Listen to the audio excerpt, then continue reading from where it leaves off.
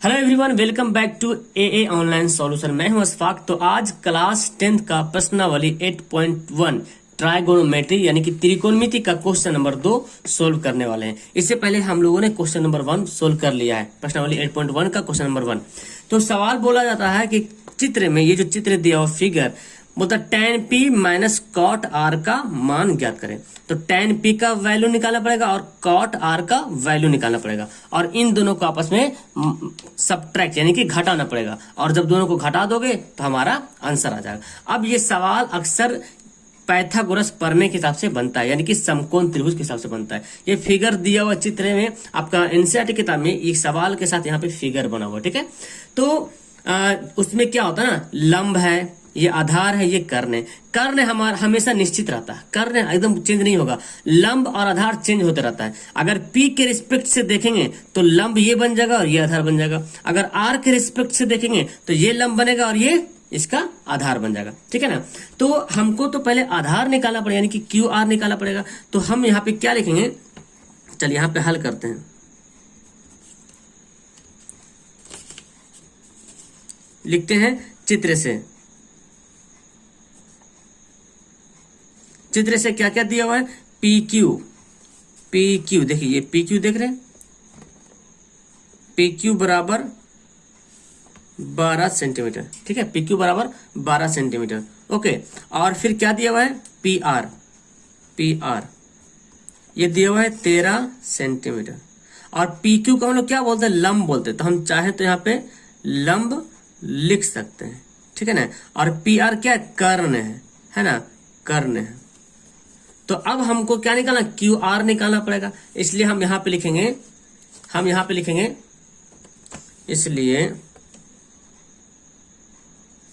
Pythagoras प्रमेय से।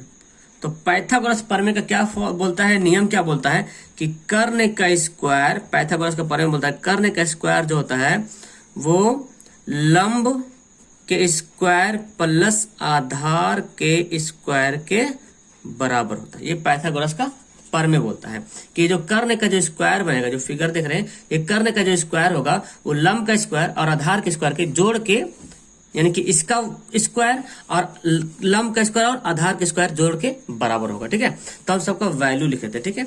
यहाँ पे देख रहे हैं आप फिगर, यहाँ पे मैं रख देता हूँ। यहाँ देखिए कर्ण का वैल्यू क्या दिया हुआ, ये कर्ण है 13 सेंटीमीटर, है ना।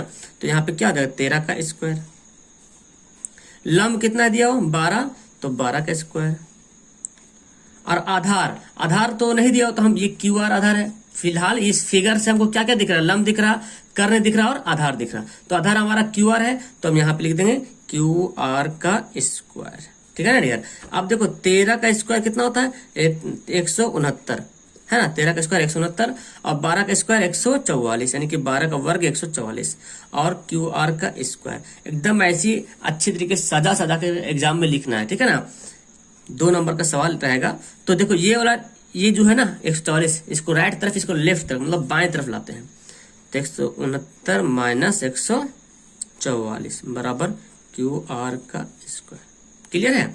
तो अब यहाँ पे क्या करें, घट जाएगा। देखो 9 में से 4 घटेगा 5, 6 में से 4 घटेगा 2, 25 बराबर QR का स्क्वायर। अब आपको एक बात और जानना पड़ेगा कि जब स्क्वायर को जब इधर भेजते हैं, है ना, यानी कि स्क्वायर को जब इधर भेजेंगे तो क्या बन जाएगा, वर्गमूल बन जाएगा, यानी कि रूट में आ जाएगा, ठीक है ना। स्क्वायर को भेजेंगे तो रूट बन जाएगा। और 25 का रूट कितना होता है बाबू, 5 होता है। तो 5 सेंटीमीटर हमारा क्या आ गया, QR मतलब आधार आ गया। अब आधार हमको पता चल गया, लंब पहले से पता था, आधार पता चल गया कितना, 5, ठीक है। और कर्ण 13 सेंटीमीटर।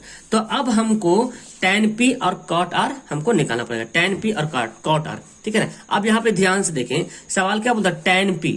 अब tan का फॉर्मूला क्या होता है, तो आपको ना वो फॉर्मूला याद है, मैंने जो बताया था एक बार, लाल कक्का, है ना। L से लंब, A से आधार, K से कर्ण। यहाँ पे आ जाएगा sin, यहाँ पे आ जाएगा cos, यहाँ पे आ जाएगा tan, यहाँ पे आ जाएगा cosec और यहाँ पे आ जाएगा sec और यहाँ पे आ जाएगा कॉट।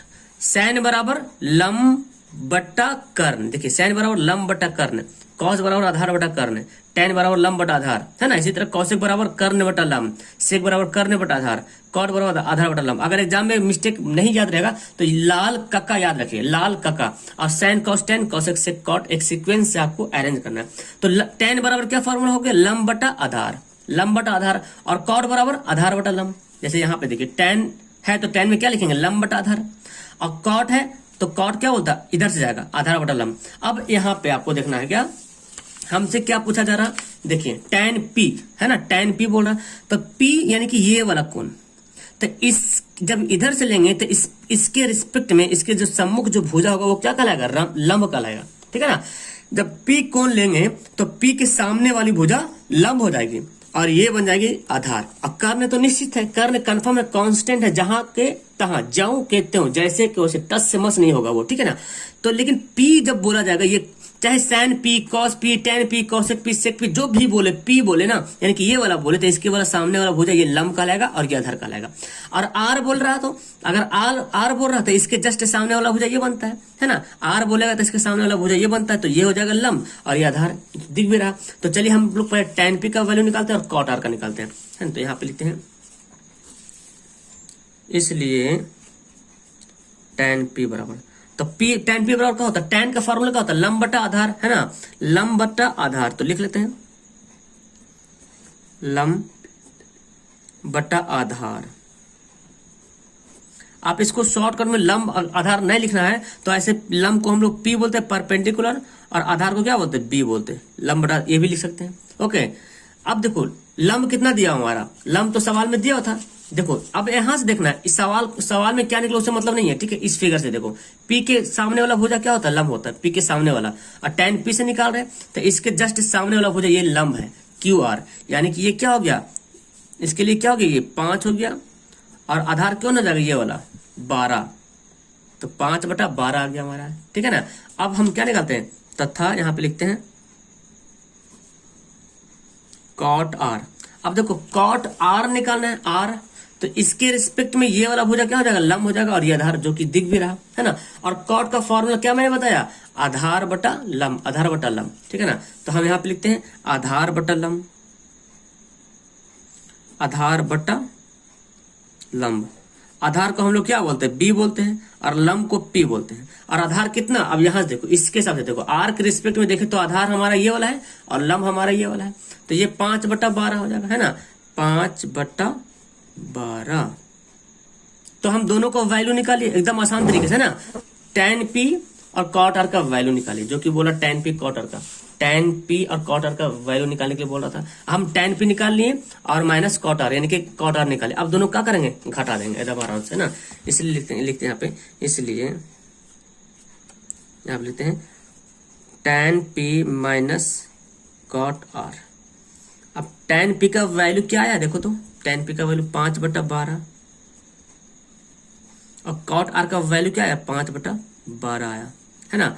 अब दोनों क्या करेंगे, घटा देंगे, भिन्न का जोड़ करो या ऐसे करो, हाँ ऐसे तो घट ही जाएगा, है ना, तो 0, यानी कि इसका आंसर क्या हो जाएगा, 0 हो जाएगा। अब चलिए मैं आपको इसी क्वेश्चन के आधार पर मैं एक होमवर्क देता हूँ, ठीक है। इसी क्वेश्चन के आधार पर मैं अपनी तरफ से इसी क्वेश्चन के आधार पर एक सवाल देता हूँ, ठीक है, इसी क्वेश्चन के आधार पर, और आपको होमवर्क के रूप में बनाना है, ठीक है। ये आपको होमवर्क नीचे कमेंट करना है। देखो मैं बताता हूँ, sin p minus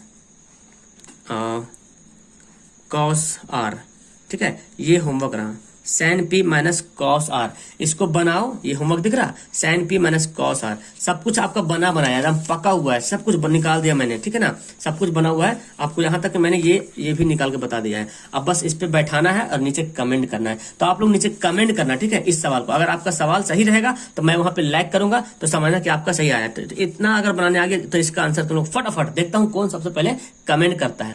okay dear, तो उम्मीद करता हूं कि आपको ये 2 नंबर वाला सवाल एकदम आसानी तरीके से बउआ की तरह समझ में आ गया होगा, ठीक है ना। तो समझ में आ गया तो नीचे लाइक वाला बटन दिया, लाइक तुम लोग कर देना, और पहली बार आए तो चैनल को सब्सक्राइब जरूर करना और अपने दोस्तों को भी शेयर जरूर करना। ओके, वीडियो को लास्ट करें, नेक्स्ट टाइम फिर हम लोग नेक्स्ट क्वेश्चन एकदम मजे तरीके से पढ़ने वाले। That's all, thank you everyone, bye.